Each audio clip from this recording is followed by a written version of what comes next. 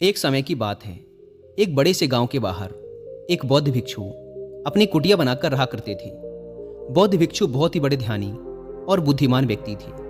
हर रोज जब वो उस गांव में भिक्षा मांगने जाते तो अक्सर कोई न कोई उनसे अपनी समस्या का समाधान पूछता और बौद्ध भिक्षु भी बहुत ही आसानी और बुद्धिमानी के साथ लोगों को उनकी समस्या का समाधान सुझा देते। ऐसे ही एक दिन भिक्षा मांगते हुए वो उस गांव के सबसे अमीर व्यक्ति के घर पहुंच गए। उस अमीर व्यक्ति के घर में एक बहुत बड़ी समस्या थी और वह समस्या यह थी कि अक्सर उसके घर के लोग आपस में झगड़ते रहते थे। घर में शांति और आपसी भाईचारे की कमी थी। इस बात को लेकर वह अमीर व्यक्ति बहुत ही परेशान रहता था। अमीर व्यक्ति ने बौद्ध भिक्षु की बुद्धिमानी और समस्याओं को सुलझाने की उनकी काबिलियत के बारे में सुन रखा था। तो जैसे ही उसने बौद्ध भिक्षु को अपने घर के दरवाजे पर खड़े देखा तो दौड़कर उनको अंदर बुलाया और अपने नौकर को भिक्षा के लिए कुछ भोजन लाने का आदेश दिया। नौकर रसोई से कुछ भोजन लेकर आया।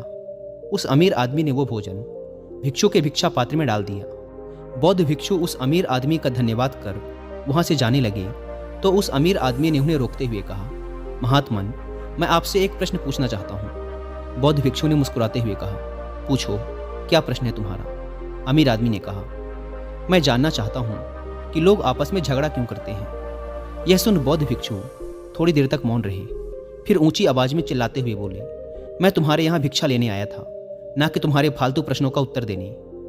भिक्षु के मुंह से ऐसी बातें सुनते ही उस अमीर आदमी के क्रोध का ठिकाना ना रहा।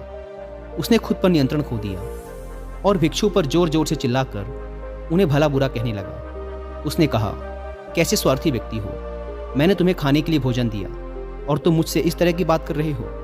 उस अमीर व्यक्ति ने गुस्से में बौद्ध भिक्षु को बहुत से अपशब्द कहे, लेकिन बौद्ध भिक्षु बिना एक भी शब्द बोले शांति से उस अमीर व्यक्ति की सारी बातें सुनते रहे और वो उन पर चिल्लाता रहा।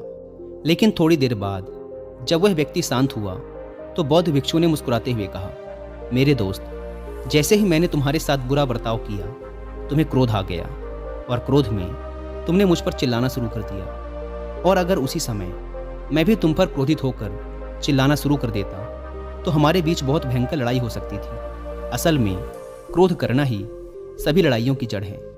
जब एक व्यक्ति क्रोधित हो और दूसरा व्यक्ति भी क्रोध में उसकी बातों का जवाब देना शुरू कर दे तो लड़ाई का बढ़ना निश्चित है। लेकिन अगर दूसरा व्यक्ति उस समय शांत रहे और कुछ समय के लिए मौन धारण कर ले, जब पहला व्यक्ति क्रोधित हो तो बड़े से बड़े झगड़े को भी सुलझाया और खत्म किया जा सकता है। साधारण शब्दों में कहें तो परिवार के सदस्यों का एक दूसरे के प्रति सहनशील होना ही घरेलू झगड़ों को खत्म करने का एकमात्र तरीका है। तो दोस्तों, इस कहानी की सीख यही है कि चाहे घर हो, दोस्तों के साथ या काम की जगह, हमें खुद को स्थिर और शांत रखना चाहिए। और अगर कोई हम पर गुस्सा भी होता है तो जहाँ तक संभव हो सके हमें शांति से ही उसका उत्तर देना चाहिए, क्योंकि जैसे ही हम अपनी शांति खोते हैं और सामने वाले पर क्रोधित होते हैं तो छोटी से छोटी बात भी बड़ी बन सकती है और हमारा बड़ा नुकसान कर सकती है।